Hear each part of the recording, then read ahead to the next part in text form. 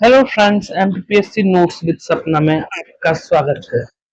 अभी तक के वीडियो में हमने मुगल साम्राज्य के बारे में पढ़ा। आज हम मुगल साम्राज्य के अगले चरण अकबर के साम्राज्य के संबंध में चर्चा करेंगे और प्रीवियस ईयर में आए हुए प्रश्नों को देखेंगे। अकबर 1556 से 1605 ईस्वी तक साम्राज्य किया। अकबर ने अकबर का पूरा नाम जलालुद्दीन मोहम्मद अकबर था। जन्म 15 अक्टूबर 1542 अमरकोट सिंध पाकिस्तान में हुआ। पृष्ठभूमि मैंने आपको कल की वीडियो में बताया था, जब हुमायूं निर्वासित जीवन व्यतीत कर रहा था तब हमें दबानू बेगम से विवाह किया था और अकबर का जन्म हुआ। पृष्ठभूमि 14 फरवरी 1556 को कलानौर पंजाब में अकबर को मुगल बादशाह के रूप में अभिषेक किया गया। बैरम खां को उसका संरक्षक नियुक्त किया गया। हम अकबर के साम्राज्य विस्तार से जानने के पहले पूर्व की पृष्ठभूमि देखते हैं, तभी हमारे क्वेश्चंस आंसर्स के कंसेप्ट क्लियर होंगे। तो आप प्लीज इस वीडियो को बहुत ध्यान से सुने। आप कुछ भी कोई भी क्वेश्चन रटने की आंसर रटने की आवश्यकता नहीं है। यदि आप पूरा अच्छे से समझते हैं, एक कहानी की तरह देखते हैं, तो निश्चित ही आप अपने आंसर को बिना रटे लिख पाएंगे। चलिए देखते हैं। सबसे पहले आता है पानीपत का द्वितीय युद्ध। हुमायूं ने यद्यपि अफगानों को पराजित कर मुगल सत्ता की पुनर्स्थापना की थी, परंतु अपनी अक्षमिक मृत्यु के कारण वह अफगानों की शक्ति को पूर्णतः नष्ट नहीं कर सका था। अतः उसकी मृत्यु के साथ ही अफगान अपना खोया राज्य प्राप्त करने का प्रयास करने लगे।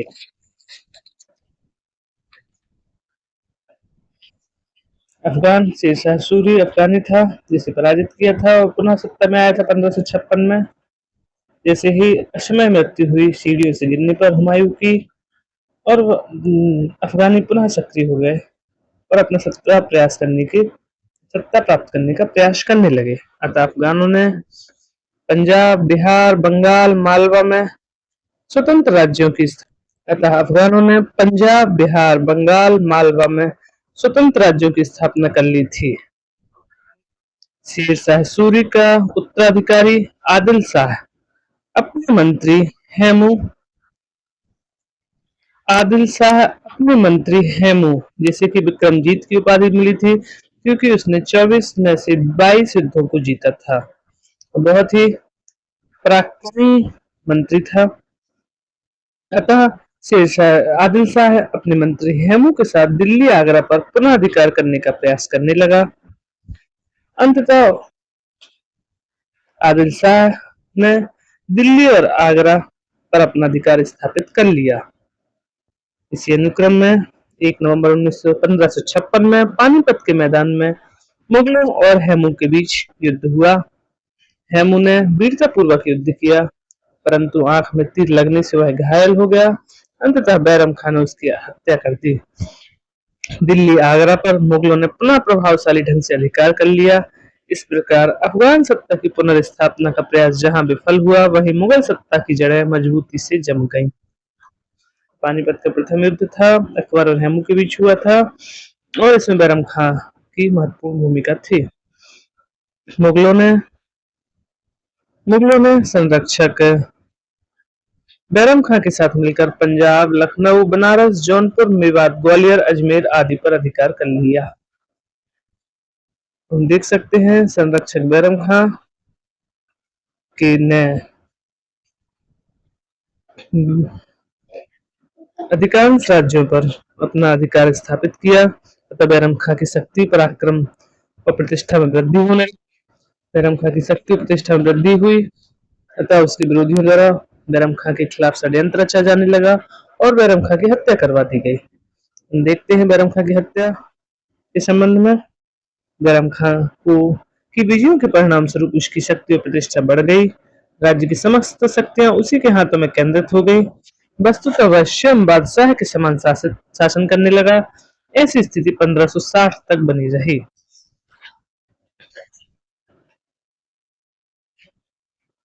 इसी समय अकबर भी वयस्क हो चुका था। संभवतः राज्य की शक्तियों पर स्वयं का अधिकार करना चाहता था।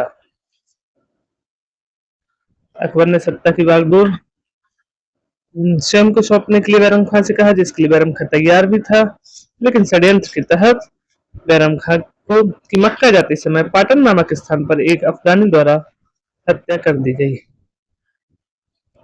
इस प्रकार से हम देखते हैं किस प्रकार से बैरम खां संरक्षक बना, फिर बैरम खां की हत्या हुई। पानीपत के युद्ध में बैरम खां की महत्वपूर्ण भूमिका थी। अब प्रश्न आता है, प्रीवियस ईयर में भी कई क्वेश्चन अकबर से संबंधित पूछे गए हैं, जैसे कि अकबर का साम्राज्य विस्तार, अकबर को राष्ट्रीय शासक कहना कहाँ तक उचित होगा, अकबर की धार्मिक नीति, इस तरह से कई क्वेश्चन अकबर के पूछे गए हैं। चलिए सबसे पहले हम अकबर का साम्राज्य विस्तार देखते हैं। अभी तक हमने जो पृष्ठभूमि पढ़ी है उसी पर आधारित अकबर का साम्राज्य विस्तार रहा। सबसे पहले अकबर का परिचय देंगे हम। अकबर का ने अपने हाथों में सत्ता केंद्रित करने के पश्चात साम्राज्य विस्तार की नीति अपनाई। परिचय में हम लिख सकते हैं, अकबर जिनका पूरा नाम जलालुद्दीन मोहम्मद अकबर, जन्म 15 अक्टूबर 1542 अमरकोट सिंध पाकिस्तान में हुआ और कलानौर पंजाब में अकबर को बादशाह के रूप में अभिषिक्त किया गया। इस तरह से अकबर का परिचय देते हुए हम साम्राज्य विस्तार की नीति का परिचय देंगे। अकबर ने अपने हाथों में सत्ता केंद्रित करने के पश्चात साम्राज्य विस्तार की नीति अपनाई। बैरम खां से हत्या के पश्चात सत्ता पर अकबर का अधिकार हो गया और अकबर ने साम्राज्य विस्तार की नीति अपनाई। भारत में उस समय अनेक छोटे छोटे स्वतंत्र राज्य थे, जैसे कि हमने देखा था अफगानों ने कई राज्यों पर अपना अधिकार कर लिया था, जैसे कि हम यहाँ पर हमने पढ़ा था पंजाब, बिहार, बंगाल, मालवा में स्वतंत्र राज्यों की स्थापना कर ली थी अफगानों ने। इस तरह के कई छोटे छोटे राज्य थे। एक छत्र मुगल साम्राज्य की स्थापना हेतु इन छोटे राज्यों पर प्रभाव स्थापित करना आवश्यक था। मालवा विजय 1561 अहमद खां के नेतृत्व में मालवा के शासक बाज बहादुर को परास्त किया। मालवा का शासक बाज बहादुर था, जिसे परास्त किया गया था मालवा विजय के दौरान। और इसी में मालवा विजय में गोंडवाना विजय भी आती है, जो कि हमारे दमोह जिले के सिंग्रामपुर में है, रानी दुर्गावती का किला। वहां पर गोंडवाना विजय 1564 में आसफ खां के नेतृत्व में रानी दुर्गावती से संघर्ष किया। इस रानी दुर्गावती अपने पुत्र वीर नारायण के साथ वीर गति को प्राप्त हुई एवं गोंडवाना साम्राज्य मुगल साम्राज्य के अधीन हो गया है। ये हमारे मालवा विजय के अंतर्गत गोंडवाना विजय और बाज बहादुर की मालवा का आधिपत्य स्थापित हुआ। गुजरात विजय नेक्स्ट आता है 1572 में। जैसे ही मालवा पर विजय हुई, अकबर का दक्षिण भारत और गुजरात पर रास्ता साफ हो गया। गुजरात विजय 1572 में हुई। यहाँ के शासक थे मुजफ्फर खां तृतीय, जिसे कि अकबर ने मुगलों ने पराजित किया। गुजरात में ही अकबर ने सर्वप्रथम पुर्तगालियों से मिला और यहीं पर उसने पहली बार समुद्र देखा। नेक्स्ट आता है बिहार बंगाल पर विजय 1574 से 76। यह अफगानों का शासक था। यहाँ के शासक सुलेमान तर्रानी ने अकबर की अधीनता स्वीकार कर ली थी, परंतु उसकी मृत्यु के बाद बंगाल बिहार के स्वतंत्र शासक दाऊद ने अकबर की सत्ता मानने से इनकार कर दिया। अंततः अकबर की सेना ने उसे पराजित कर बिहार बंगाल पर सत्ता की स्थापना की। नेक्स्ट आता है हल्दी घाटी का युद्ध 18 जून 2 मार्क्स में पूछा जा सकता है। 18 जून 1576 को हुआ। मेवाड़ के राजा महाराणा प्रताप एवं मुगल सेना, जिसका नेतृत्व आमेर के राजा मानसिंह ने और आसफ खान ने किया था, के मध्य अरावली पहाड़ी की हल्दी घाटी शाखा में यह युद्ध हुआ।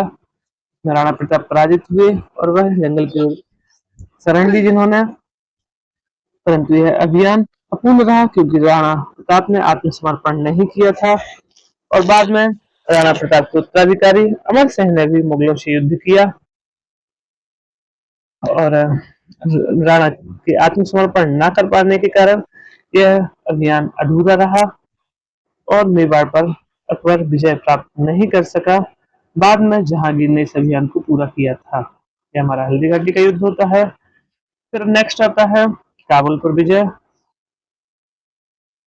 1581 में काबुल पर विजय, मिर्जा हाकिम को पराजित करके काबुल पर 1581 में विजय प्राप्त की। कश्मीर पर विजय 1585 में। यूसुफ खां एवं मुगल सेना जिसके नेतृत्व भगवान दास और कासिम खान ने किया था के मध्य युद्ध हुआ। यूसुफ खां कश्मीर का शासक था। 1586 में कश्मीर का विलय मुगल साम्राज्य में हुआ।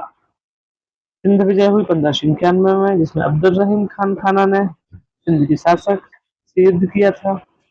उड़ीसा विजय 1590-92 में, उड़ीसा के शासक वली शाह खां को हराया। बलूचिस्तान विजय रही, मीर मासूम के नेतृत्व में अफगानों को हराया। और कंधार विजय लास्ट 1595 में, उत्तरी भारत में स्वेच्छा से वहां के शासक ने स्वेच्छा से अपना साम्राज्य अकबर को सौंप दिया था। इस प्रकार से यह हमारी मालवा, गुजरात, बिहार, बंगाल, उड़ीसा, हल्दी घाटी का युद्ध, काबुल विजय, कश्मीर विजय, सिंध विजय और बलूचिस्तान, कंधार विजय, ये सभी हमारे उत्तरी भारत की विजय के अंतर्गत आएंगे, उत्तरी भारत अभियान में आएंगे। अब नेक्स्ट आता है दक्षिण भारत का अभियान। दक्षिण भारत के अभियान में हम देखते हैं बहमानी राज्य जो था उसका विखंडन हो गया। उसके बाद खानदेश, अहमदनगर, बीजापुर और गोलकुंडा को अकबर ने अपने अधीन करने के लिए 1591 में एक दूत मंडल को दक्षिण की ओर भेजा। मुगल सीमा के सर्वाधिक नजदीक होने खानदेश ने मुगल आधिपत्य स्वीकार कर लिया। सबसे पहले खानदेश था जिसने मुगल आधिपत्य स्वीकार कर लिया। खानदेश को दक्षिण भारत का प्रवेश द्वार भी माना जाता है। दक्षिण दूत मंडल भेजकर खानदेश, अहमदनगर, बीजापुर, गोलकुंडा को अधिकार कर लिया और खानदेश पर सर्वप्रथम विजय प्राप्त किया और इसे दक्षिण भारत का प्रवेश द्वार कहा जाता है। इससे दक्षिण भारत में प्रवेश अकबर का आसान हो गया और विजय हुई। देखा साम्राज्य विस्तार के चरणों में पहला चरण था बैरम खां के संरक्षण में 1556 से 60 वाला। द्वितीय चरण था उसमें दो है, उत्तर भारत पर विजय हमने देखा और राजपूतों से संबंध देखा। और तृतीय चरण था 1579 से 1605, ये दक्षिण भारत की विजय के संबंध में था।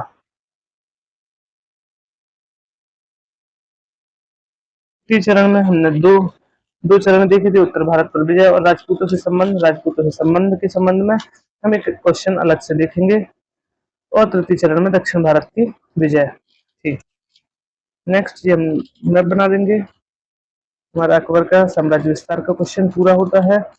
अब नेक्स्ट आता है साम्राज्य विस्तार के क्रम में राजपूत नीति को अपनाया गया। देखते हैं राजपूत नीति क्या थी अकबर की। अकबर की राजपूत नीति का आरंभ 1562 में हुआ। अकबर की अजमेर यात्रा के दौरान आमेर के राजा भारमल ने अकबर से भेंट कर उसके समक्ष मैत्री का प्रस्ताव रखा। इसके साथ ही अकबर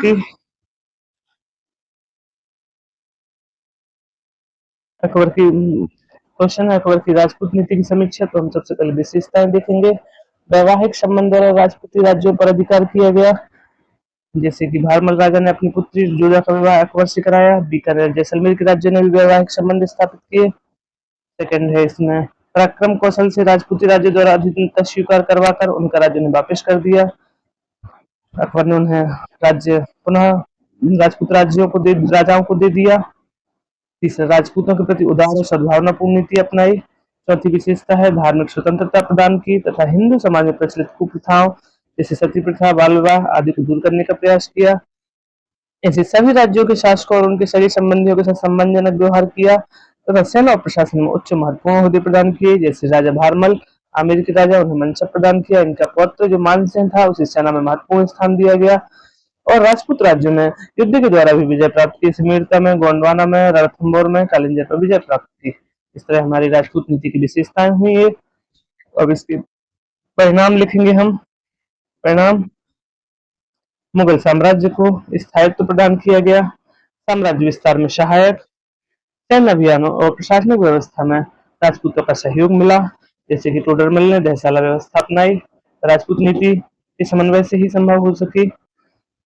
अकबर की राजपूत नीति के परिणाम स्वरूप हिंदू मुस्लिम समन्वय की प्रक्रिया तीव्र हुई और अकबर सही अर्थों में एक राष्ट्रीय शासक बन गया। उसे हिंदू और मुसलमानों दोनों का सहयोग और समर्थन प्राप्त हुआ। इस तरह से हमारी राजपूत नीति, उसकी विशेषता, उसके परिणाम और उसका मूल्यांकन पूरा होता है। आज हमने अकबर से संबंध में अकबर के जन्म से लेकर उनकी पृष्ठभूमि और फिर अकबर की उत्तर भारत विजय, साम्राज्य विस्तार के अंतर्गत 3 चरणों को देखा और लास्ट में अकबर की राजपूत नीति की समीक्षा की। अब नेक्स्ट क्वेश्चन हम कल देखेंगे, जैसे कि अकबर की धार्मिक नीति, जिस पर प्रीवियस ईयर में कई क्वेश्चन आए हैं, और अकबर की टोडरमल की दहसाला ए बंदोबस्त की नीति, और भी कई क्वेश्चन जो कि पूर्व में परीक्षा में पूछे गए हैं, हम इनको लिखना देखेंगे। आपको आज का वीडियो कैसा लगा कमेंट करके जरूर बताएं। यदि वीडियो अच्छा लगा तो प्लीज लाइक करें, सब्सक्राइब करें। धन्यवाद।